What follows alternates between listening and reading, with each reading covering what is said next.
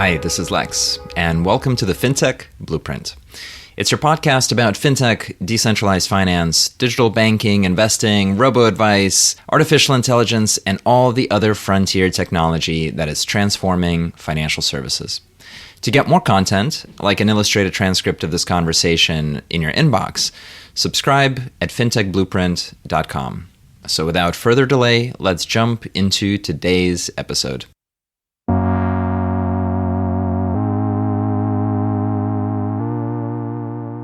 Hi, everybody, and welcome to today's conversation. I'm absolutely thrilled to have with us Calvin Liu. He is the Chief Strategy Officer at EigenLayer, which is a restaking platform, and we'll talk about what that means.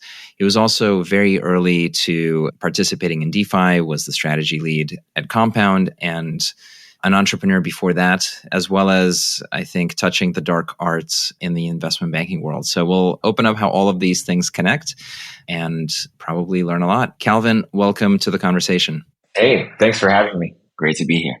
Absolutely. So let's start with your foundational experiences. What did you do your undergrad in? And then how did you get pulled into the black hole of investment banking? I graduated in 2009 from college. I studied economics and philosophy.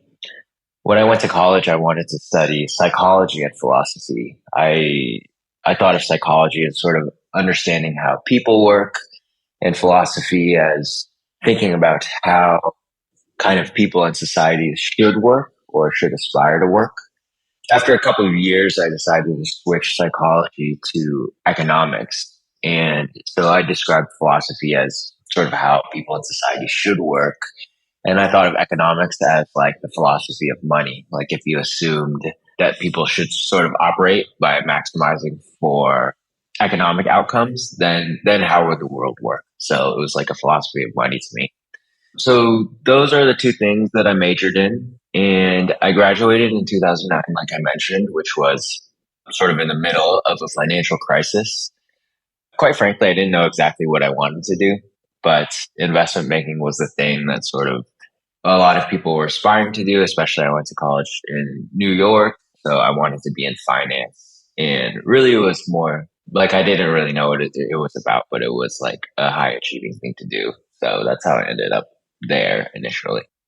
I was going to ask you if you picked up utilitarianism from your study of philosophy or your study of economics as the philosophy of money.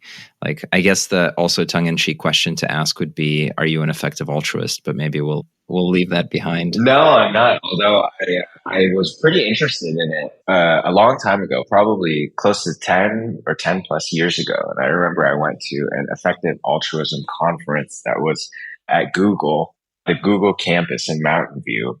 And Elon Musk was the speaker. Brought his whole family at the time. And yeah, I think he was also much less famous at the time. It was pretty interesting. But this was like a decade ago.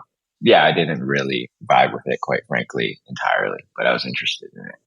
The other question of the philosophy of money, like, I mean, for some people, economics is just math or a model of reality, very simplified and sometimes incorrect model of reality. What made you think that economics encompassed or integrated philosophy in any way? Like, what values does economics include for you? Yeah, I think it is, and this extends all the way till now to kind of my interest in crypto. It's about incentive design. So especially microeconomics, microeconomics and macroeconomics, I think a lot of it is about if you want the system to work in a certain way, what are the different ways that you can create incentives for people to that sort of push the system in certain directions? That was my interest in it. So not exactly like the econometrics or the math part, but really about incentive design. My favorite class in college was actually in the law school. It was called Economics and the Law. And it was about how you would create laws or how laws were decided with an economic frame. So for example, like if you wanted certain behavior to occur or not occur, what are the economic incentives that you can introduce into the system to reach like different equilibria, basically? I'm guilty of pursuing economics and the law as a rabbit hole, probably in a way that's become very expensive to me over time. So you got pulled into banking in part because of it was the thing to do. Were there good things that you picked up out of that experience? What were the fundamentals you got there? In terms of career skills, what I learned was, quite frankly, how to work like brutally hard. Previously, through all of my kind of schooling and study, I had this mindset that I think I was kind of trained into. That was, you work hard and you study hard and you learn, but the outcome you're looking for is one that benefits yourself. Like you want to get a good degree so you can get a good job, and you want to learn these things to improve yourself. And having a job, like a real job, was the first time I realized, oh, okay, there's things I can do that impact other people in my work. And that really opened up. I mean, that changed, I think, me as a person in a lot of ways, where I was like, oh, okay, out in like the work world, the things that I do have an impact that goes beyond just like my little life. So there's where I began to think about like, okay, what's the impact that I can have in the world through my work instead of just, sitting in my room studying or writing papers back in school. So I learned how to work really hard. I learned how to storytell through presentations and decks. I learned, I think, how to be like really professional in a lot of different scenarios. The thing that I really carry with me today from kind of a values perspective is what kind of work do I want to do? So, I only did investment banking for a couple of years, but I realized pretty early on, that it wasn't kind of the career path that I wanted to go down in terms of what I wanted to optimize for in my career, like what I wanted to learn, what's the type of impact that I wanted to have. I was working on technology mergers and acquisitions.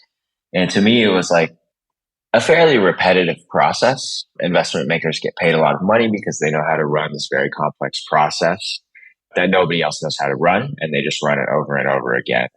And that type of repetition, I think, became something that I try to avoid the rest of my career, where I'm just in search of interesting experiences. So how did you move on to entrepreneurship from there? Yeah, so actually out of investment banking, my next job was with a financial regulations consulting firm here in San Francisco. And I was hired to work on this huge project. This was in, I think, 2011, 2012, where the US government, different agencies of the US government, like the DOJ and the OCC, the Banking Regulation Agency, had ordered the 14 largest banks in the US to go back and analyze every foreclosure that they'd conducted over the past 3 or 4 or 5 years. I can't remember exactly now. And basically make whole anyone that had been foreclosed on incorrectly. So the firm that I worked for was, I think, hired by 3 of these banks, huge banks, like the multinational global banks, to do audits of all these foreclosures. I think probably millions and millions of foreclosures. And so I was hired to work on this project and help like design the process and execute the process to actually conduct these audits, find out who had been harmed by them, and then get the banks to write checks to these people and sort of pay them back for anything that had been done incorrectly. And this was coming out of the housing crisis. And I remember actually like my interview at this financial consulting firm. It becomes really relevant to my career today because we were on the 41st floor of a building overlooking the bay in downtown San Francisco. And on the 42nd floor was Fortress Investment Group, which is where Dan Morehead and Pantera, the crypto fund, came out of. So we would ride up the elevator, and at the last 2 floors, it was just us and these Fortress guys once in a while, and we would just talk about Bitcoin in the very early days, like 2012, 2013. Meanwhile, I was working on like this project that came out of essentially failures of sort of Wall Street and the large banks over the past several years. And at the beginning of my time there, it overlooked like an Occupy Wall Street encampment on the Embarcadero in San Francisco. So yeah, it's just it was an interesting time. There we were like talking about Bitcoin, overlooking this Occupy Wall Street encampment, working on this huge project that came out of the failures of sort of traditional banks. And, that's really what shaped like a lot of things to come. So I was really, really, really interested in Bitcoin at first, sort of idealistically, like from a values perspective, what was interesting about it.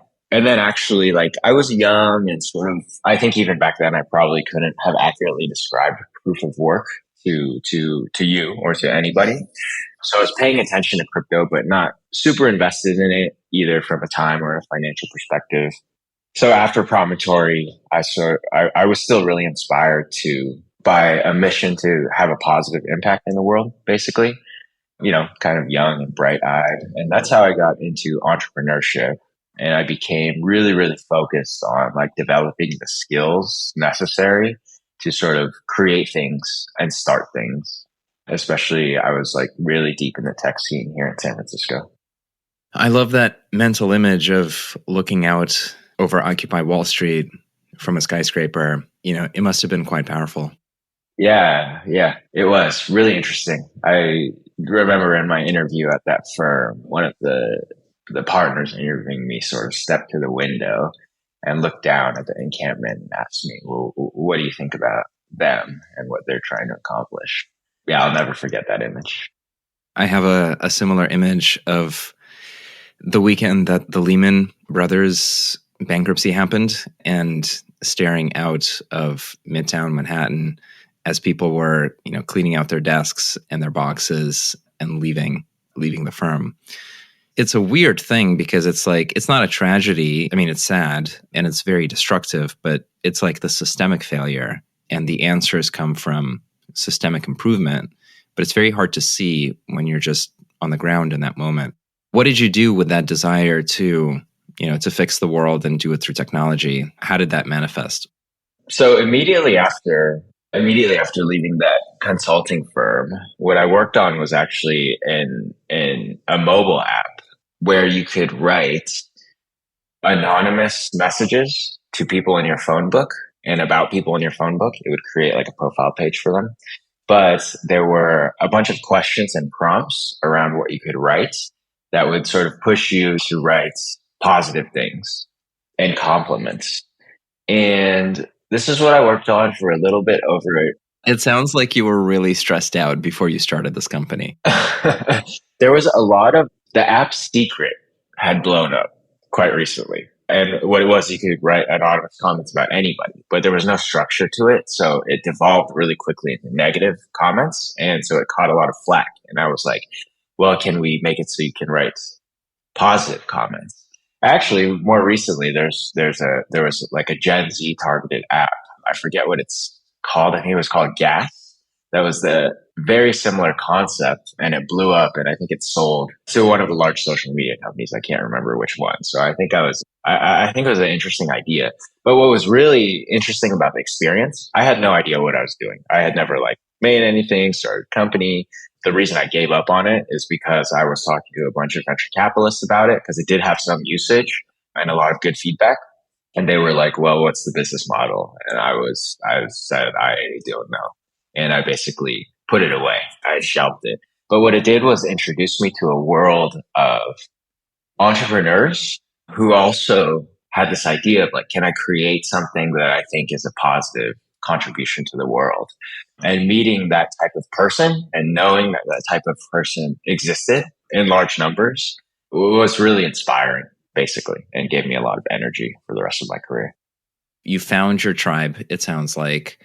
Can you chart the path to Compound and to, it sounds like the initial ideas of participating in crypto started coming out with Bitcoin and sort of Fortress and all that. But how did you take the risk, or at least how did you explore far enough to say DeFi is a thing, and like during a bear market in crypto, the new crypto thing is where I want to be? So yeah, in the meantime, I worked for startups, became like a data product manager for a couple startups here in the Bay Area. And through 2015, 16, I was paying attention to crypto because I still had a little bit. And that's when Ethereum started, of course. had launched and people were starting to get interested in it. But it wasn't until late 2016, late 2017 that I noticed actually the beginnings of all the ICO activity that made me start paying attention again.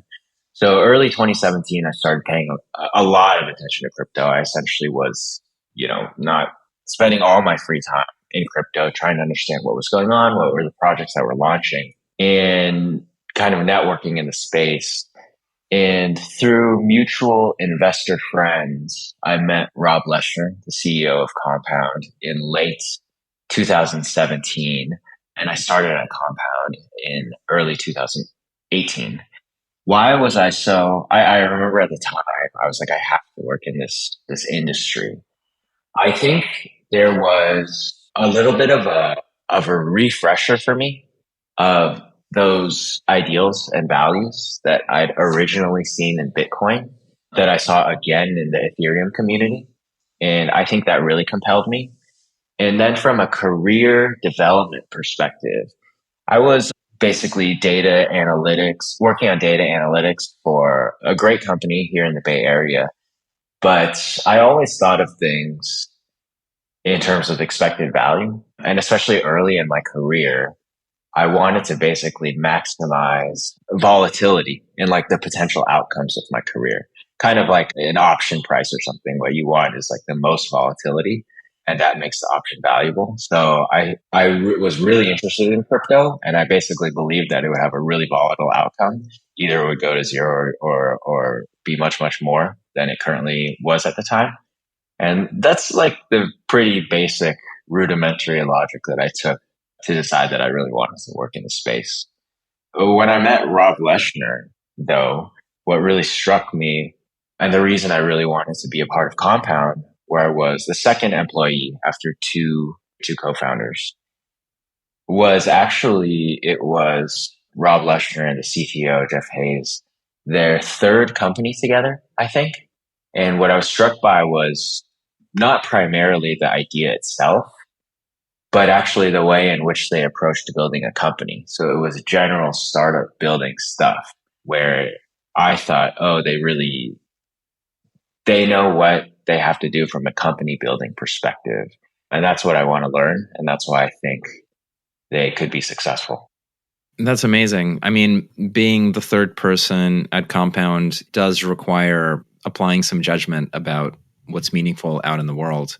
How was Compound framed at that time? Like, what is it that they were trying to do? And what was the evolution and the ride over the next couple of years? Obviously, it's one of the most important protocols in DeFi today and a huge beneficiary of DeFi summer and sort of the mainstreaming of the sector. But what was that initial genesis, and what was the experience like being there?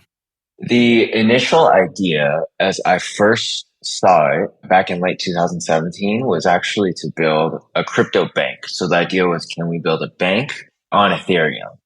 And pretty quickly drilling into the idea, what the team, really the founders, realized is what's the most basic functionality that underlies a bank is the ability to basically borrow or lend. And so what they decided to do, instead of build the entire stack of a bank, is just build the most basic functionality of a bank and let other people build bank interfaces on top of the underlying interest rate protocol. So basically just the ability to generate interest rates. And that's essentially became our focus. So many things happened in this journey over the next couple of years that it's hard to condense, but it was an incredible ride. Like, I would say what it felt like was a ton of hard work, but every 3 to 6 months, we would achieve some sort of milestone. And we had a lot of focus during these sort of 3 to 6 month periods towards the next milestone. So what I mean is we would kind of sit for a couple weeks a month doing R&D, deciding what we're going to build over the next 3 to 6 months, then just 3 to 6 months of execution. And then we would launch like the first version of Compound and then the second version of Compound. And then, for example, like the proof of concept of governance and then the comp token. But all of these things, I think looking backwards, sometimes people don't realize that they were years in the making and they stacked over a very long period of time to to eventually get to the outcome of Compound being a very large DeFi protocol. And for me personally, I learned an incredible amount about starting startups. I learned an incredible amount about crypto, about operating in crypto. My job as strategy lead in large part became about business development and growth and strategies around go to market. And it's not something I had ever done, but I think I was quite lucky. Like crypto was kind of the perfect industry for me, even though I never thought that I'd be in like a business development role before that. Maybe some of those forks in the road for Compound that you mentioned that were years in the making, what were in your mind some of the key decisions, where it could have gone one way or another and you chose a road, and then, how did it turn out? So for example, now when we look at the industry, there's a fork in the road between, okay, we're going to lop off our connectivity to regulated financial institutions and the traditional economy and focus entirely on crypto native Web3 type stuff. And everything's algorithmic and collateralized by protocol tokens, versus the path of actually these DeFi machines are best used for the gigantic asset classes that everybody wants. So, how can we absorb treasuries on chain and pay the price of regulation, compliance, and so on? So like that's an example of a fork I think that's very relevant. I mean, now, but maybe 6 months ago. What were some of the things in your mind that stick out of that type? It's a really fun question to think back about because in hindsight, because of the outcome, some of the decisions seem obvious, but they really weren't at the time. So some of the things I think about are in answering that question. One is from the very beginning, we were focused on institutions as the eventual target customer or target user of Compound. So a lot of my job was talking to these institutions. And when I say institutions, what I mean, at first, when we started, it was little crypto hedge funds that had $5 million, $10 million of AUM. And then it turned into large crypto hedge funds. As time passed, it turned into us talking to large crypto hedge funds who had $100 million plus of AUM. And then like fintechs and non-crypto hedge funds. And by the time I left Compound, after about almost 4 years, we were talking to, quite frankly, like the same banks that I worked with back at that financial consulting firm, like the largest banks that you can think of, about Compound and how they could use it and how it might fit into their products in the future. But from the very beginning, we were trying to talk to like the largest financial institutions in the world. And what it did was aim us in a certain direction where we knew that that's who we wanted the target customer to be. And also what we really tried to have is like a very institutional friendly brand and a very professional presence.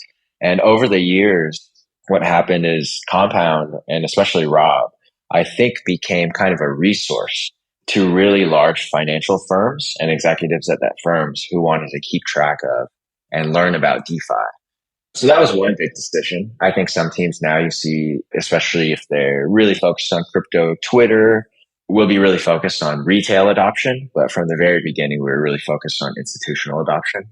Some other major, I think, decisions. One is the focus on being protocol first. There was always a little bit of a push and pull to understand like how much of the stack should we build on top of the Compound protocol while navigating business strategy as well as regulations. So we really quite early on, we decided that we were going to be protocol first, like try to be a neutral technology protocol on top of which we wanted hundreds or thousands of applications to exist that integrated Compound. So we had this very like integration first approach as well, which I think made a big difference later on. And yeah, a more tactical one is when MakerDAO and DAI started first taking off, I think in probably late 2018 or early 2019. We worked really hard to win over basically the MakerDAO community and sort of empower DAI within the Compound ecosystem. And that ended up driving a ton of early growth to Compound as well. the wind up for the decisions and the outcomes, like you said, like is so cumulative. It happens over thousands of micro decisions that you take, but people don't see that. It's really hard to experience unless you've actually done it. The defining characteristic of my time at Compound, from more of a general startup building perspective, is just focus. And I would have to credit Rob Leshner for this. We just had extreme focus on what we were trying to achieve. And at any given time, we were trying to achieve a fairly small number of things. I think it can get really hard at a small startup if you try to do too many things at once. And people say this all the time. You can look on Twitter and there's, startup gurus who are like, focus is the number one thing a young entrepreneur needs to learn. But putting that into practice, I think most people actually don't have any idea. You need to take it to an extreme. It needs to be more focused than you think is necessary or possible. What are some tools to do that?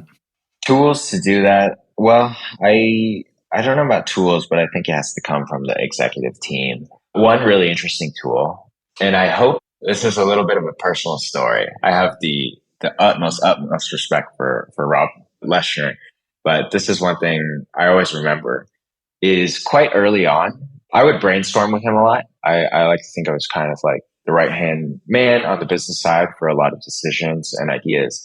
So the way that I work is like, I'm really like, I like to come out with as many ideas as possible and then edit it down. And he was a really harsh editor. So if I proposed an idea, the possible responses were either, okay, which means like, that might be a really good idea, or that's the worst idea I've ever heard. Don't mention that again. Yeah. And at first it was really off-putting. I was like, well, that's not very kind of friendly.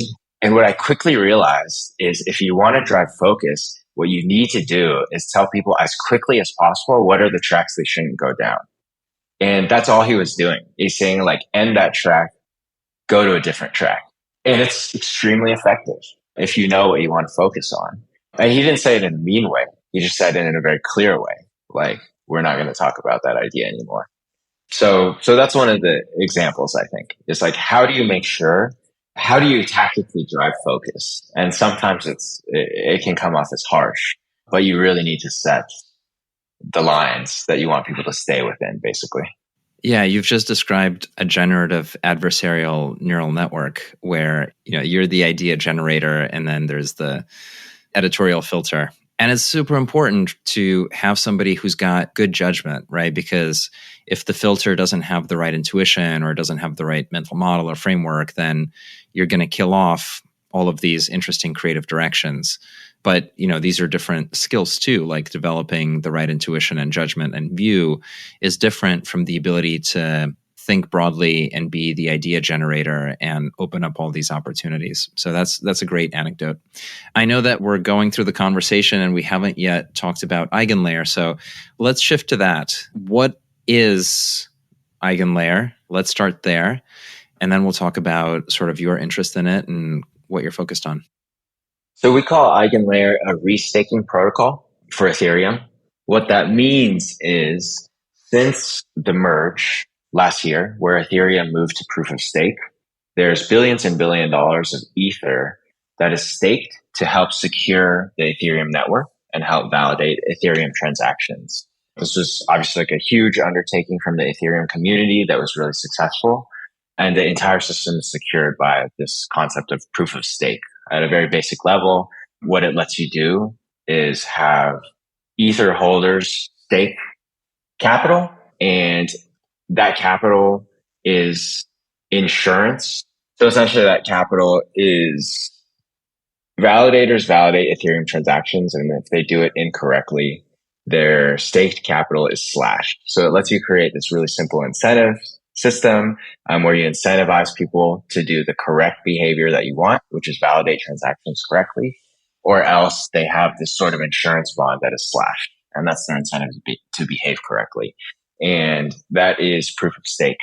What EigenLayer lets Ether stakers do, now that there are billions and billions of dollars of Ether that is staked, is restake that Ether so it can also be used to secure different and new networks and protocols.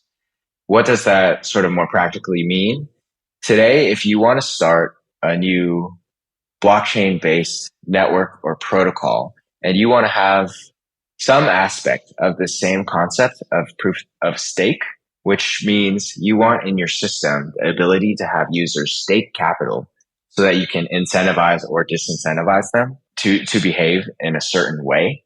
The way traditionally that different networks and protocols have done this is launch their own token, their own staking token, and launch their own validator network and have that be basically the security network that underlies their protocol. What EigenLayer lets those platforms and networks and protocols do is instead of launching their own token and trying to build their own validator network from scratch, they can rent it from Ether stakers. So at a really high level, EigenLayer is a marketplace between Ether stakers and validators and protocols and products that need stake and validation, where previously they would have to bootstrap all the stake and all the validation from scratch themselves, but now they can rent it from Ethereum. I'm going to ask some naive questions because I feel like the elevator pitch is really clear and fantastic, which is like Ethereum has the best security, new protocols need security, they can now rent it from Ethereum somehow. But it's tricky to understand what's actually going on, right? So it's like you've got your staked ETH, and what does it mean to rent that capital to secure another network? Like, how does that work? Is it being rehypothecated? Is it getting plugged into another layer, another protocol? Like, can you talk a little bit more about that? Yeah, so there's two different ways in which you can restake mechanically. One is if you are staked through an LST, a liquid stake token, through a platform like Lido or Rocketpool, you can deposit your LST directly into the EigenLayer contracts. And the EigenLayer contracts, therefore, kind of have some smart contract driven ownership of your assets. And then there are slashing contracts that can slash your LSTs. And that's the basis of proof of stake. Is basically you put your capital up for stake and you follow certain rules. If you don't follow the rules, your capital is slashed. The more complex mechanism is if you are natively staked to Ethereum. And so if you are staked directly to Ethereum, not through a platform like Lido or Rocketpool or a staking as a service provider, what you're able to do is set withdrawal credentials that tell Ethereum where you want to be able to withdraw your staked Ether. And what you do to use EigenLayer, to restake through EigenLayer, is you set your withdrawal credentials to the EigenLayer smart contracts. So EigenLayer will be able to trigger withdrawals of your funds and hold them in the EigenLayer contracts and slash them there if they need to. So what you're doing by renting is you opt in to these slashing conditions. You say, you can slash my capital if I don't follow the rules of the system, which are rules around validation or validating different protocols. And you as a staker, you can pick which products and protocols and networks that you actually want to validate for. So the whole system is opt-in. You could say, I only want to validate for new blockchain-based social networks, or I only want to validate for bridges. And then you can pick and choose which ones you actually want to restake your ETH into. Could this potentially work not for ETH, but for, like the Matic token or for another staked protocol token? Conceptually, it could, definitely. There's nothing in particular about like the security guarantees of Ethereum, but rather it's the capital base of staked ETH that's being used for a secondary purpose. Yeah, it's not. So there's really two aspects that make this really powerful on Ethereum, especially. One is the large amount of staked ETH, which is by far the largest proof of stake capital base. And also Ethereum has the largest validator set. So there's two basic use cases of things that can be built on top of EigenLayer. One category is things that want to utilize that want to have a lot of crypto economic security, which means they want a lot of staked capital. And Ethereum has the largest staked capital base. And then the second sort of category is based on wanting the most decentralized validator network. So you want as many validators participating in your network as possible. And Ethereum also has that. Gotcha. But theoretically, you could like take the capital requirement assets of, some giant broker dealer, tokenize them, and also put them into EigenLayer as capital to be used in staking across various DeFi protocols. Yeah, theoretically, actually, the architecture of the protocol as related to LSTs, the STETH and RETH, could accept arbitrary tokens. So yes, you could generalize it. I'm obsessed with this idea that, the assets that are used to secure as capital requirements to secure the equity ratios of investment banks have some much more productive uses. And maybe that gets pulled into Web3 one day. How do you and the EigenLayer team see things moving forward? There's so much dynamic stuff going on, right? You've got unstaking as part of the upcoming upgrades. Like, what kind of dynamics do you expect in the staking market relative to EigenLayer? Like, do you expect catalysts from the Shanghai upgrade? Like, what's your emotional or strategic reaction to Lido and Rocketpool? Like, where do you think all that stuff's going?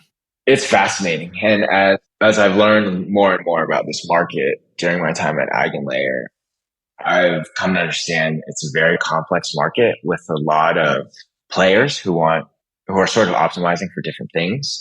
You've got kind of a push-pull between decentralization maximalists who want validation to be as decentralized as possible and as accessible as possible. Like, the dream is that anybody, you, me, anybody can sort of solo stake from home and help validate the Ethereum network and participate in EigenLayer.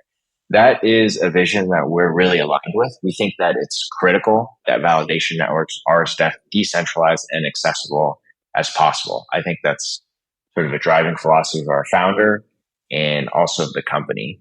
And there's a push-pull there because there's sort of a natural incentive to centralize in some of these systems, especially in systems that are about like generating yield, whether it's through ETH staking or eventually EigenLayer restaking. There'll always be a push to sort of be the best, just sort of a natural outcome of capitalism. Like, there's going to be an aggregation of power where someone is going to be the best at staking or restaking, and they're naturally going to attract a lot of capital. So that's one of the most interesting dynamics that continues to play out. You can see it pretty clearly, in like the Rocketpool ethos. Or, there's lots of different platforms that are sort of focused on decentralization. I think that's something we're paying a lot of attention to. And it's something that we have to navigate because we want to build a protocol that gets a lot of adoption, but we want it to get a lot of adoption in a decentralized way, not just we can't just optimize for getting the most restake possible. We also want to have a lot of respect for decentralization and accessibility. The other challenging question is, if you take a pessimistic view on why chains launch their networks, like, the pessimistic view isn't to create security in the best way, it's to create a speculative asset that generates returns for their holders and investors. So there's a tension. There's a tension of saying, like, we're not going to create our own token because we can get the security benefits, i.e. the chain works and there's consensus, through partnering with this different protocol. I guess, what is your response to that problem? And have you encountered it? What are some of the stories that people tell about these issues? This is a really interesting topic. I think at kind of a macro level, it's a particularly good time for the idea of EigenLayer actually in this bear market, because people are less incentivized to just go launch their own tokens. And a lot of the builders that are in this space that have sort of survived this huge bubble and crash yet again, a lot of them, what they're committed to is not necessarily launching their own token and trying to capture as much value for their shareholders as possible, but in real technological advancement and the development of new business models. So I think it's hard to argue that from a protocol development and functionality perspective, that using EigenLayer, at least theoretically, won't be best for the protocol if you want to optimize for having a decentralized validator set and a lot of security. So builders that are focused on that, on building the best possible protocol, are still going to be interested in the EigenLayer. Now, there is a tension with the ability to kind of have a token and generate economic value that way. There's a mechanic in EigenLayer that we call dual quorum staking, where you could actually accept ETH restake and staking of your own token. So what EigenLayer would be good for in this case is you could launch your protocol or network accepting mostly ETH restake, and it'd be a great way to bootstrap your network instead of launching your own token, starting at zero from scratch. And then over time, as your network matured, you could actually move along a gradient to incentivizing more and more the staking of your own token, and you can transition some of that value into your own token. So that's one practical mechanic we have to try to solve that issue for people who are interested in basically doing both. Gotcha. Yeah, I think a lot of development in the crypto space is about like, how do you remove the friction for other people to go fast or to bootstrap and create new companies and projects? And I guess there's a question of like, well, why do we want everybody to go fast? And the answer to that is because the whole industry learns really fast and you crunch through millennia of financial experiments in 6 months. And then everybody knows the answer to that and puts the counter to the problem into software to be reused by everybody else at a different time. But like, it sounds like this gives the ability for projects to bootstrap a validator set and then decide whether or not they want to do something else down the line, but like actually get over that initial hump and move much faster. And so it's like another arrow in the quiver of figuring out how to go from zero to 100 miles per hour, but even faster than was possible before.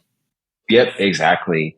And to launch a staking token and a validator network is extremely difficult. There's very little sort of infrastructure or best practices around doing so. Every project that has to do so does so in a pretty ad hoc way. If you want to build a validator network from scratch, you go talk to, every validator company one at a time. There's actually not a lot of infrastructure that connects projects that need staking and validation to stakers and validators. So we also want to be that. Is there any systemic issue like where you have the same pool of capital, but there's some cascading series of like slashings across multiple networks that, because one network was attacked or something like that, then that starts to flow over to other networks that are secured by EigenLayer and then blows up ETH or something like that? Like, what are the systemic issues involved? That is one of the big systemic risks, theoretically. And it's probably the issue on which we get the most kind of questioning and pushback is, especially after the events of the last year where a huge credit bubble in crypto popped that allegedly is based largely on fraud. People are very scared of leverage, or they think of the term rehypothecation as bad inherently. But I think that the concept of leverage isn't bad inherently. And there's leverage that is opaque and centralized and gate kept and not well understood. And that is bad leverage. Leverage that can be quantified, that is transparent, that can be tracked on chain and is sort of controlled by automated smart contracts. That's leverage that can be risk managed. And that's the type of system we want to build. It is a system where you'll be using your staked ETH and restaking it perhaps once and then twice, maybe 3 times, but there will be safe limits to the amount of times that you can do it, depending on which protocols you're participating in, depending on the rules of those protocols. And as long as we can build it to be as transparent as possible and as automated as possible, I think it will be possible to do it in a super well risk managed way. Really fascinating issues. And I'm so excited to see it turn to fruition. I think it's going to have a huge impact. Calvin, thank you so much for joining us today. We've eaten up all the time with the conversation. If our listeners want to learn more about EigenLayer, as well as find you and all the different things that you're doing, where should they go? Yeah, Twitter is the best place. It's at EigenLayer, EigenLayer. And I'm at CJLIU49 on Twitter. This year, there will be a bunch of series of launches of EigenLayer that I think and hope will be really exciting. So definitely keep an eye out. Amazing. Thank you for joining us today. Thanks for having me. Hi, everyone. That's it for this week's episode of the FinTech Blueprint. For more technical deep dives into all things fintech and decentralized finance, check out fintechblueprint.com and grab a free subscription to the newsletter. This is Lex, and I'll see you next time.